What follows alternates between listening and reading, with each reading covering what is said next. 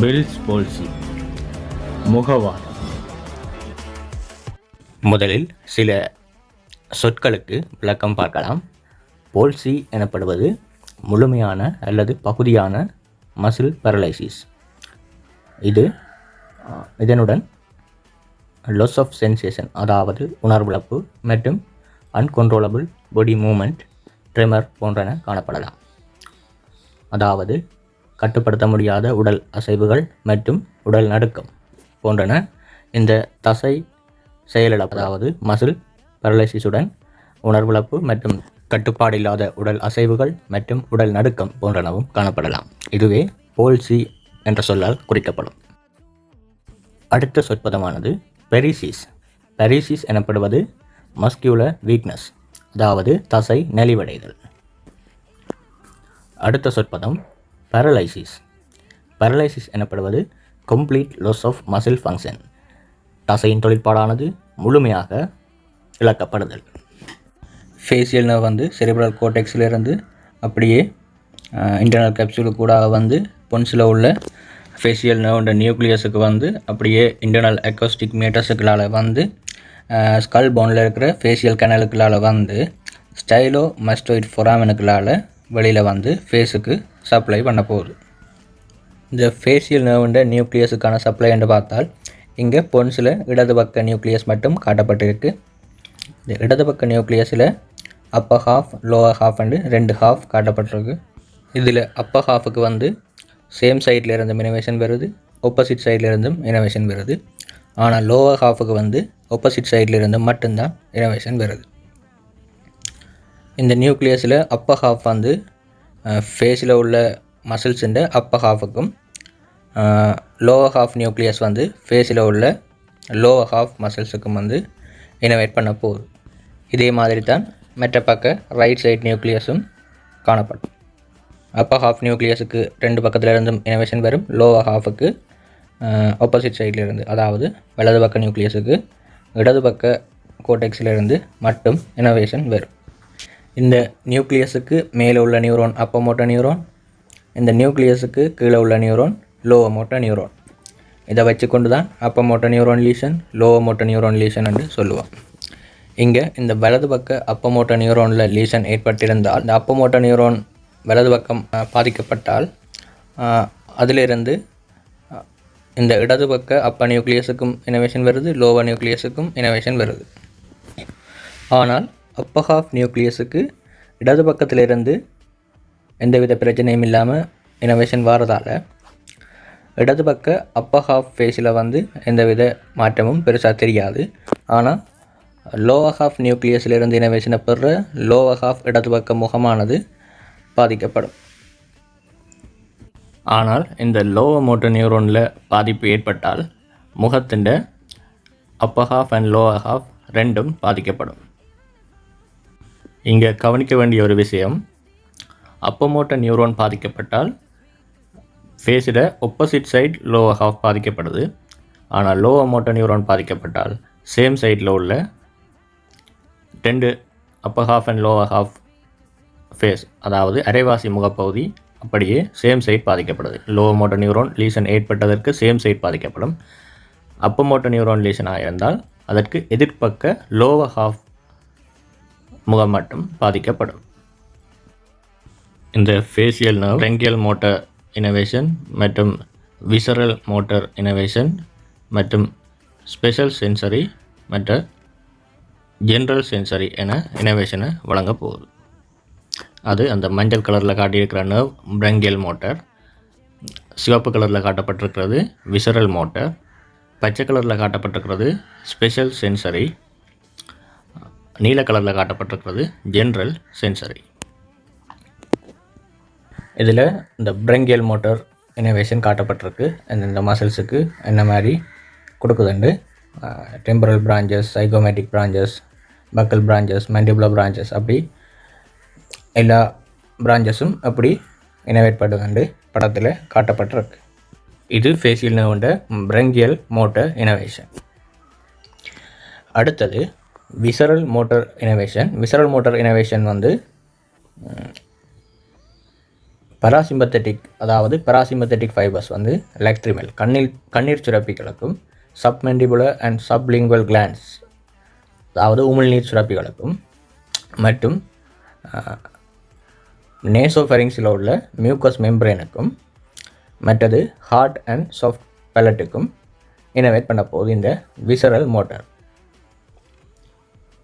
இதில் special sensory என்று நாங்கள் காட்டினது அண்டீரியர் 2/3 ஆஃப் டங்குக்கு வந்து இனோவேட் பண்ண போகுது. இது அண்டீரியர் 2/3 டங்கால் நாக்கால் சுவை உணரப்படுவதற்கு உதவ போகுது. அடுத்தது நீல கலரில் காட்டப்பட்டிருந்தது ஜென்ரல் சென்சரி என்று சொன்னாங்க. அந்த ஜென்ரல் சென்சரி என்றது வந்து general sensation from skin of concha of auricle காதுண்ட ஒரிக்கிள்ட ஸ்கின் ஆஃப் கொங்காவில் இருந்து சென்சரி இனோவேஷன் வரும். அதோட காதுக்கு பிற்பகுதியில் இருக்கிற ஸ்கின்னில் ஒரு ஸ்மால் ஏரியா சின்ன ஒரு ஏரியாவிலேருந்து சென்சரி இனோவேஷன் வரப்போகுது மூளைக்கு. ஏற்கனவே சொன்னதின்படி அந்த அப்பமோட்ட நியூரான் அதாவது நியூக்ளியஸுக்கு வார வழியில் அதாவது கோர்டிகோ பல்பர் நியூக்ளியஸுக்கு வார அந்த ட்ராக்டில் வந்து ஏதாவது டேமேஜ் ஏற்பட்டால் முகத்தில் ஆப்போசிட் சைடில் லோவர் ஹாஃபில் மட்டும் அசைவுகள் பாதிக்கப்படும் என்று சொன்னாங்க.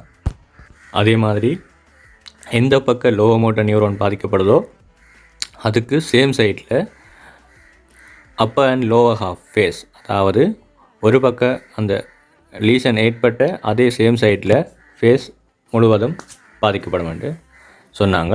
அதை காட்டியிருக்கு. இதில் சமரியாக சொல்லியிருக்கிறேன். சுப்ரா நியூக்ளியர்ன்றது இந்த பொன்சில் காணப்படுற நியூக்ளியஸுக்கு மேலே உள்ள சுப்ரா நியூக்ளியஸ் பார்ட். அந்த சுப்ரா நியூக்ளியர் பார்ட்டில் ஏற்பட்டால் அதாவது அது வந்து அப்பமோட்டர் நியூரான் லீஷனாக இருக்க போகுது. இந்த செரிப்ரல் கோர்டெக்ஸ் என்னத்துக்கு கொடுக்க போகுது?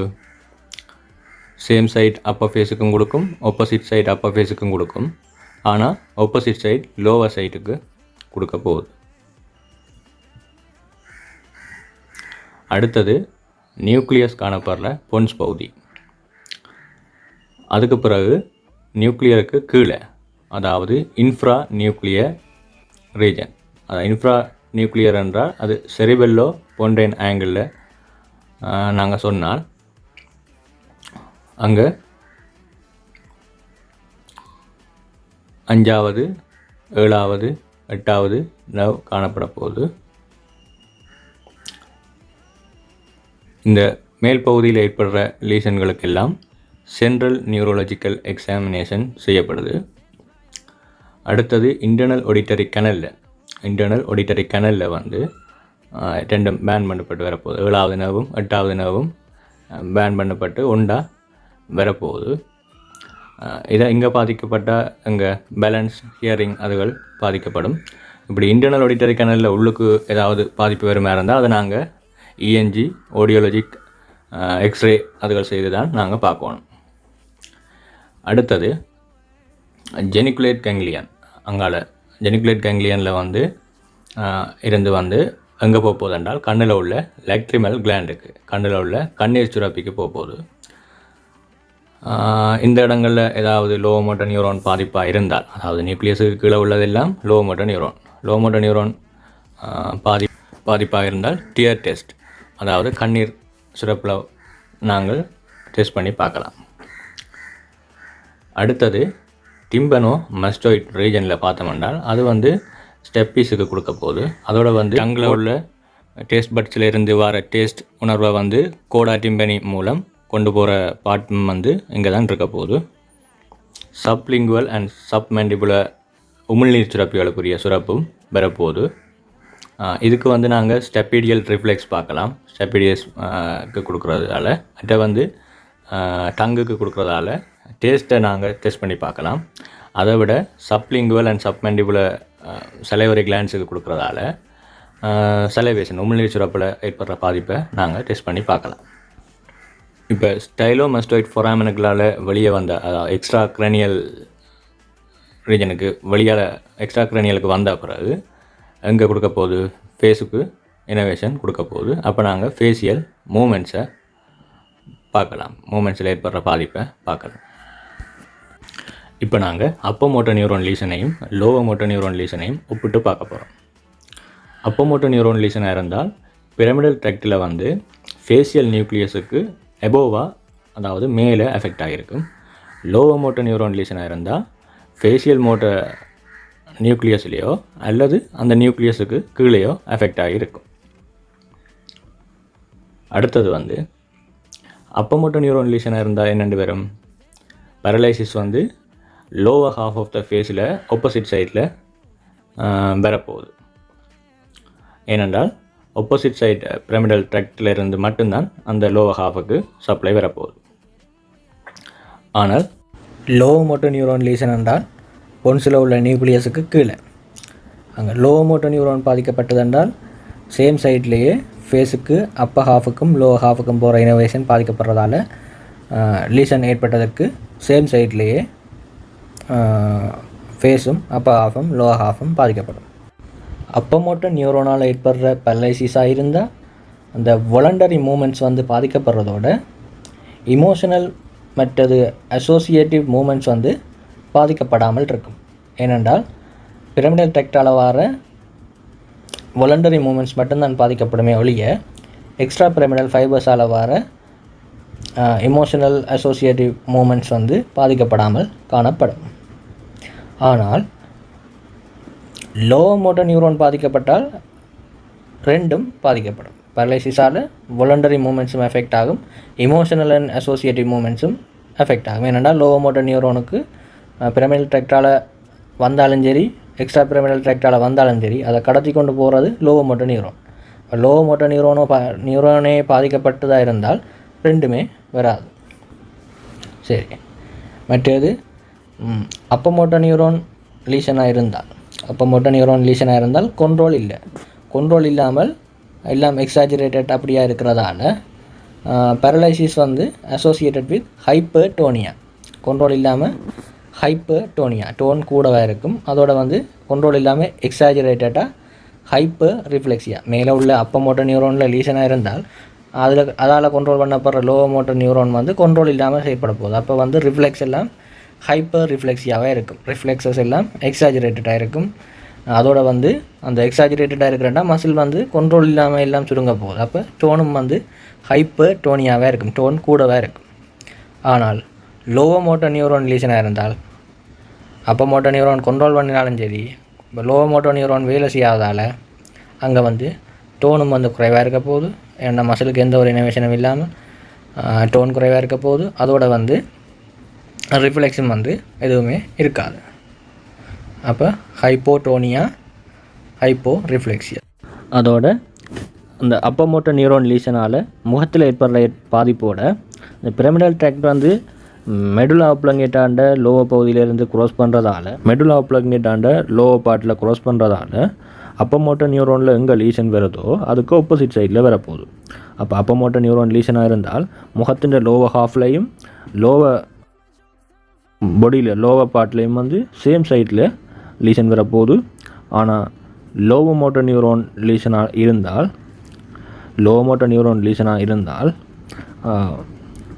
முகத்தில் வந்து சேம் சைடில் லீஷன் வரப்போகுது.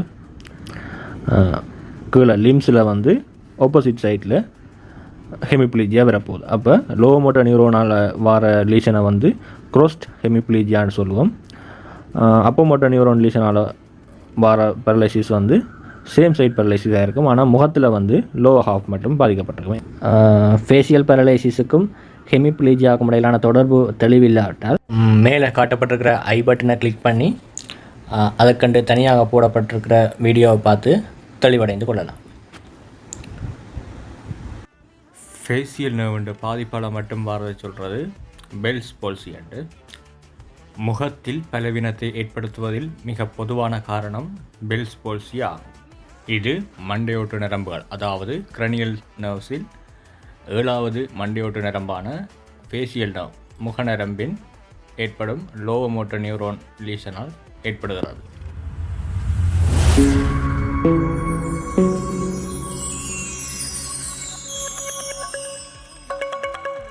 இதன் பரம்பலானது எல்லா வயதினரிலும் ஆண் பெண் இருபாலரிலும் ஏற்படுகின்றது.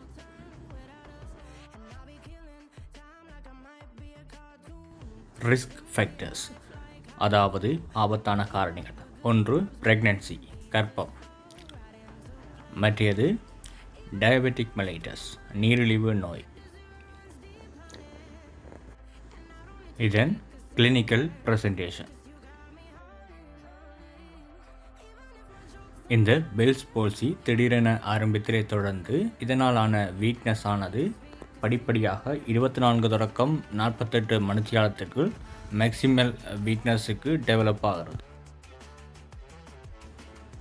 பக்கவாதம் ஏற்படுவதற்கு 1 அல்லது 2 நாட்களுக்கு முன் காதிற்கு பின்பகுதியில் வலி இருக்கலாம்.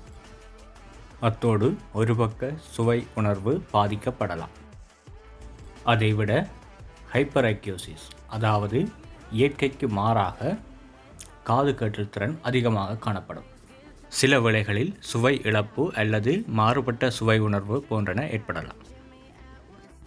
வழக்கமாக பக்கவாதத்தால் பாதிக்கப்பட்ட ஒரு நோயாளி பாரிய மனத்தாக்கத்துக்கும் மன உளைச்சலுக்கும் உள்ளாகக்கூடும்.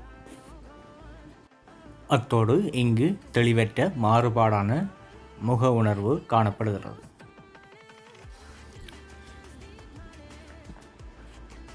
ஃபேஷியல் சென்சேஷன் எக்ஸாமினேஷனில் நார்மலாக இருந்தாலும்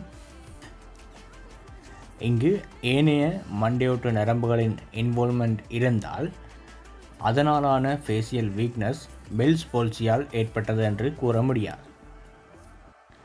இதற்கான டயக்னோசிஸ் ஆனது வழக்கமாக கிளினிக்கல் ரீதியாகவே மேற்கொள்ளப்படுகிறது. இதற்காக பரிசோதனை முறைகள் அவசியமற்றதாகின்றன. ஆனால் காது மற்றும் அன்னப்பகுதிகளில் வெசிக்கல்ஸ் இருக்கிறதா என அவதானிக்க வேண்டும். அதாவது ராம்சே ஹண்ட் சிண்ட்ரோமிற்குரிய அறிகுறிகள் இருக்கிறதா என்பதை பார்க்க வேண்டும். ராம்சே ஹண்ட் சிண்ட்ரோம் எனப்படுவது ஹெர்பி சோஸ்டர் வைரஸின் தாக்கத்தை தொடர்ந்து இந்த 7வது ஃபேஷியல் நர்வில் பால்சி ஏற்படுவதில் காது மற்றும் வாய்ப்பகுதியில் வெசிகுலர் ரேஷஸ் ஏற்படும் நிலையாகும். பெல்ஸ் பால்சியில் நாங்கள் காது கேட்டல் திறனில் ஏற்படும் பாதிப்பை நீக்க வேண்டும். ஏனென்றால் அது 8வது வெஸ்டிபுலோகோக்லியர் நர்வின் பாதிப்பால் ஏற்படுகிறது.